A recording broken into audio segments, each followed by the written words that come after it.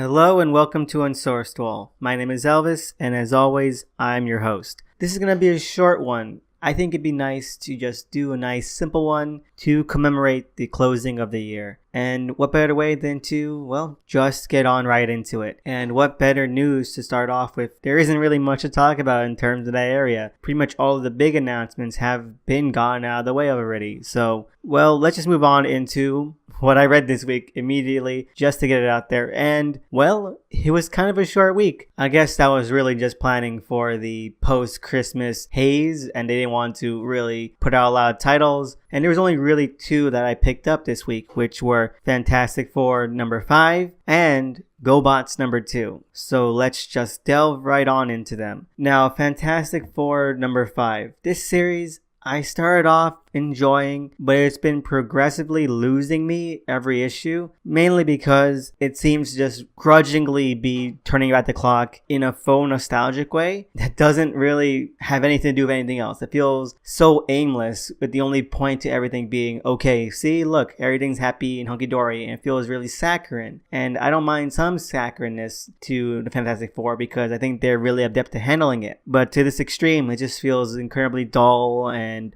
kind of condescending in a way where like, okay, see, we got you. It just feels like a wasted opportunity for a series for the characters. Now, this issue is actually a pretty interesting and actually somewhat entertaining companion piece to the wedding special that came out, I think, last week or a couple weeks ago, that I don't think I reviewed. Now, those stories primarily concerned Alicia Masters and, say, the bride's party side of things. And so this set of stories concerns Ben Grimm's own preparations for the wedding, and then it culminates in a wedding scene at the very end. And both issues are vignette style. They're anthology issues. They have a bunch of creators coming in to either write or do the art. And for the most part, they're both pretty good. I would recommend reading both of them if you're interested in, say, this whole hubbub and sort of mini event that they're going on for here. Because most of them are pretty entertaining. You have one about Ben Grimm having to ask the puppet master for his blessing in marrying his stepdaughter, or Ben Grimm trying to learn how to dance, or bachelorette parties and bachelor parties. It's all really nice, fluffy stuff. And that's what I think Slott and the tone of this series is really excelling at. But it's not excelling at actually being a story worth reading for the story itself. These little short pieces, they only work in this vacuum, but it's not something that you can really say, oh, I'm interested and I'm invested in the story as a whole, because there is no real story as a whole, at least not yet, and it doesn't seem like there's gonna be. And it's a shame. It really is a shame. I enjoyed a lot of the stuff in this issue specifically, and Reed continually being distracted the entire issue despite him being best man, until predictably he comes around and does some magnificent gesture of friendship and camaraderie. And to call it predictable is really the MO of the entire run so far. And honestly, it feels like it's in a rut, and it's only 5 issues in, so how can it feel like it's in a rut? The next issue, which I think it's apparently going to be Doom vs. Galactus. And so, okay, is that going to last just the one issue? Is that going to lead toward finally a story worth investing and engaging with? Whatever happened to the knockoff Fantastic Four team that bought the Baxter building? What really is the threshold here? And hopefully we see it soon, because this is floundering. There was like 2 years without the Fantastic Four, and now you make a big push for them to come back. You have Ansad Ribic covers, of all things, and really, you're not doing anything with them, and it's ridiculous. It really is. As specials, both the wedding special and this issue, they're both pretty good, so 2 thumbs up. But as actual pieces of this story, 2 thumbs down, man. I am not feeling this at all anymore. Now, for GoBots number 2, which leads us into the midway part of this 4-issue miniseries. And I am really, really enjoying this story. I know that some people have some problems with it, and I agree with some of them, but as just a general AI revolution, robot takeover type of story, which this is panning out to be, I think it's really, really fun. I like that it has a great genre founding. It's not trying to break the bank. It's not something that's completely going into some extravagant places like I know Scioli can do, and do really well, like in Transformers versus G.I. Joe or Superpowers, because it doesn't need it. If it had been going that far, it might break the bank of such a simple stock narrative. And that stock narrative only really needs some flavoring and some flair to make unique. And that's what's happening here, and I can really appreciate that. The only parts of this issue and this story so far that is really not gelling with me is that it's so short, and that this second issue especially feels like so many events are sort of truncated. Like, we need this moment, we need this moment, we need this kind of dialogue exchange. There's not much fleshing out when there could be. There are some set pieces that come right at the other, and you wish that there was some connecting tissue or a bridge between them rather than just jumping to it. There's so many avenues you could explore these things, and it's 4 issues, and Scioli, to his credit, is doing some insanely creative panel layouts, like 15 panels per page. It's really great, but it's still not enough to just make it feel like this wholly well-rounded story. But it doesn't really have to be. Like I said, it's a blank check sort of narrative he's working with, and so it doesn't have that necessity to be well-rounded, to be entertaining, and it really is. And I am so glad I'm still reading this, and I'm so glad that I picked up the second issue, and it looks to be kind of a doozy. There were some parts here that shocked me, that roused me up, that felt invigorating, and also some really horrifying and some really sort of depressing moments too. It's a great mixture of just these bombastic and blunt emotions that it's throwing at the audience, it's throwing at the reader, and I think it's working really well. 1 thumb up, 1 thumb middle. Anyways, so yeah, it was kind of a nice, if simple and short week, but GoBots was definitely a great way to end 2018. I love having the physical copies. It's so fucking fantastic. I love it. Let's move on to what I watched this week. And really, there's nothing. Gotham doesn't return until next week. We're going to have to wait a little bit. It does give me some time to catch up on The Gifted, which I might also review next week. Finally, a full season review, and we'll see how that pans out. And so, I guess, before we move into the listener section, it just seems right to do a short best of or rundown ranking of 2018 style stuff.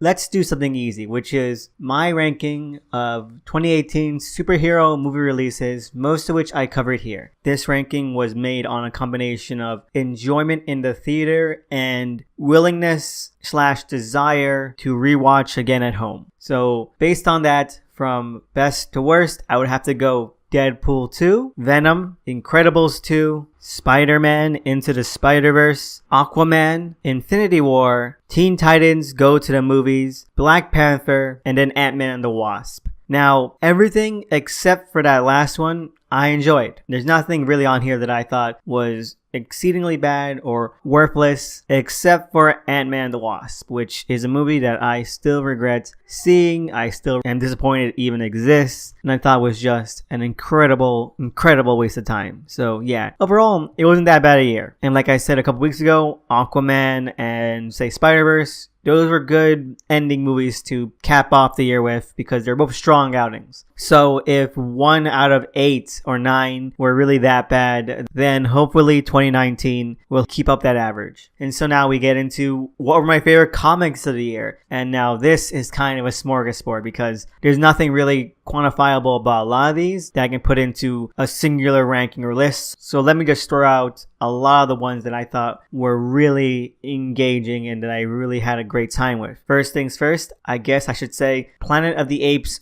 Ursus. I think that was one of the first comics I reviewed on this show, and it is a fantastic Planet of the Apes miniseries. I love it. I thought it was really well done, and if it had been a movie or a short film, I think that it would be right along there with some of my favorite movie entries in the franchise. From then, we get GoBots, only 2 issues out. I have some nitpicks and problems with it, as you heard in my review for it, but overall, I just really love the verve of it, the feeling and atmosphere, and I just think that he's doing a really good job portraying this standard stock plot and keeping it entertaining. So yeah, that was also really good. We have Lodger. Not Lodger number 1, but Lodger number 2 I think is one of the strongest issues that David Lapham has done all year, which is not to downplay Stray Bullets, but Stray Bullets has been really shaky for me this year. And so Lodger number 2 was such a return to form, and it felt like it could have come from any of his other Luminary titles and really grooved in to a lot of his strengths in terms of plotting and characters and just the dire threat and humor of everything. So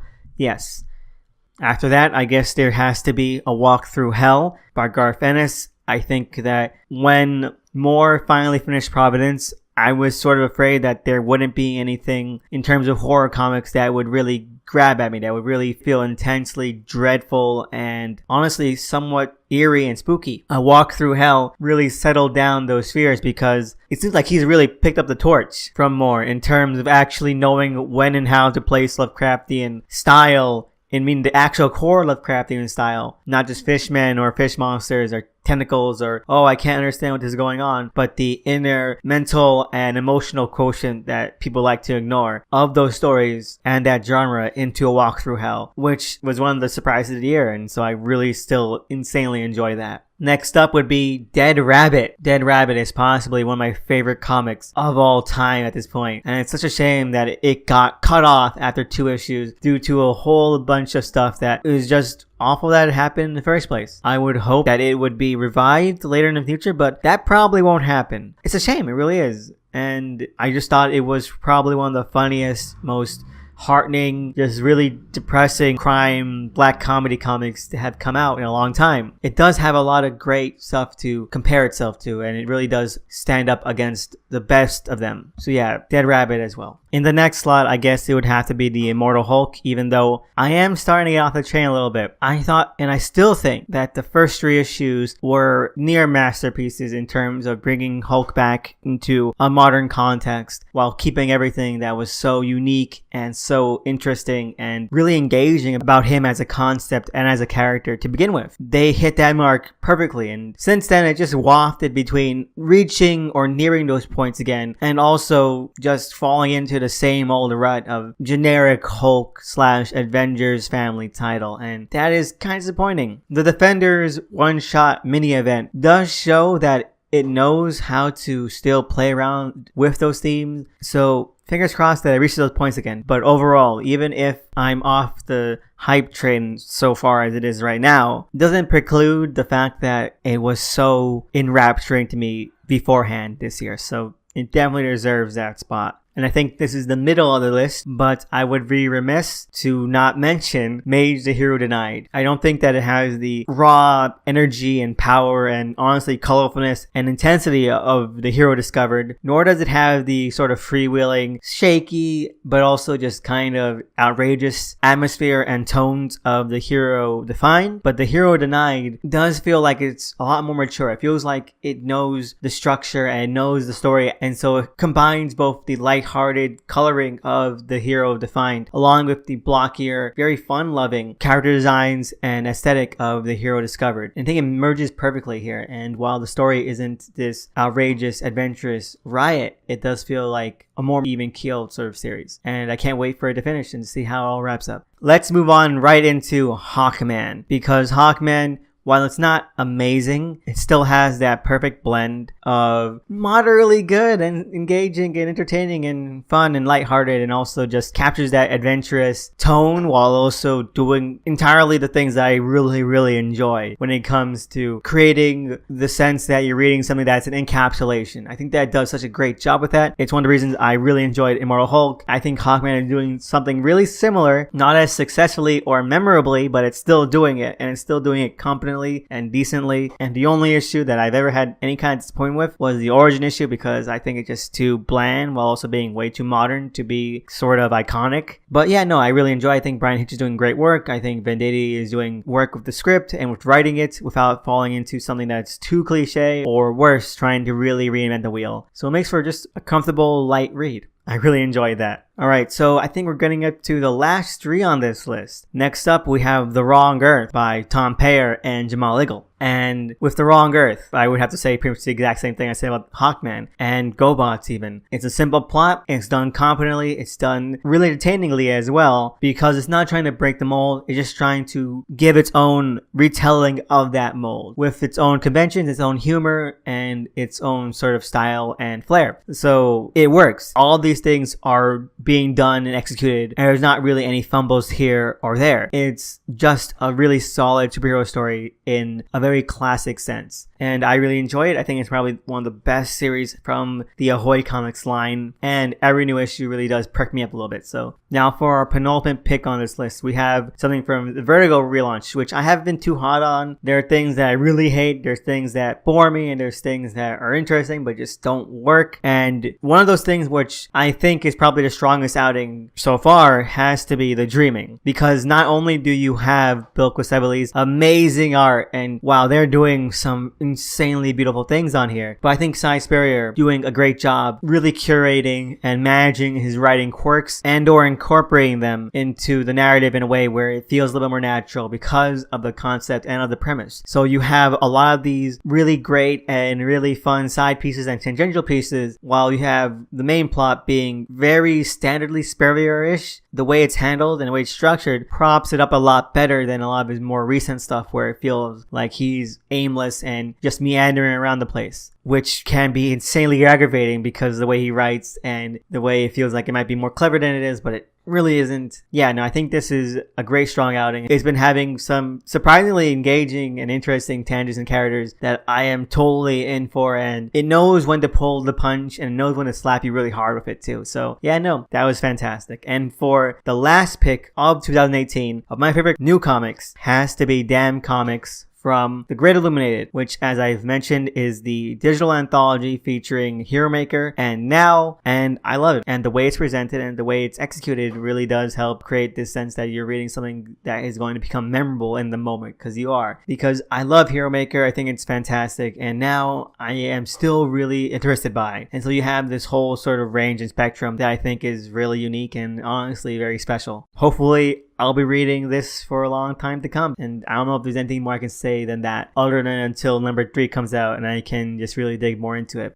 All of these so far, of these new comics, they made the days go by a little bit better. They knew what they wanted to be, and even if they didn't, they knew more or less what they wanted to do, and they were able to do any of these things to a hilt. And it's better to try and to attempt this than it is to play it too safe, or play it safe in a way where you're not doing anything that is personal or that is incredibly characteristic of what you can only do. And so, well, it's just a delight to read them. It really is. That was my list of my favorite comics of 2018. And so we head on into listener questions. For this week, I put out the call for, well, normal questions, but also I sent out a question about what was your favorite comic experience of 2018. As a response, I have from @MitchGosser on Twitter, their favorite comic experience of 2018 was reading Immortal Hulk #1, because they love the feeling when you know you're in the moment you're going to remember for years to come. And well, that really is definitely true about that series. I know I spent a while just right now talking about how I'm off the series right now, but no, that first issue is probably one of the strongest I've ever read in a Hulk comic for years. It is brilliant, and I know right then and there that it's going to be something looked at and talked about for a long time afterward. It might even be something that other writers are inspired by, because it does do this amazing job in making the Hulk as a character really pop out and stand out. Al Ewing and Joe Bennett really knew what they were doing, and it worked so excellently in that first issue. It's such a landmark kind of issue. And so yes, I agree, @MitchGosser. I know I'm going to remember that too, and I hope that others do as well, because it is worth remembering. So yes, thank you for that, Mitch. And I just want to say thank you to everybody who has sent in questions or comments or feedback this year. I wish you the best Happy New Year. I really do. I think that I wouldn't be here doing the things that I'm doing right now without all this wonderful support I've been getting from every single one of you. And it makes me so humbled, and I'm so grateful. And it's honestly amazing. I never thought about this at the start of the year, honestly. After the last time I recorded a podcast, I never thought that I would be here doing it again. I thought that was over and that I wasn't ever going to get another shot at, well, just discussing stuff for the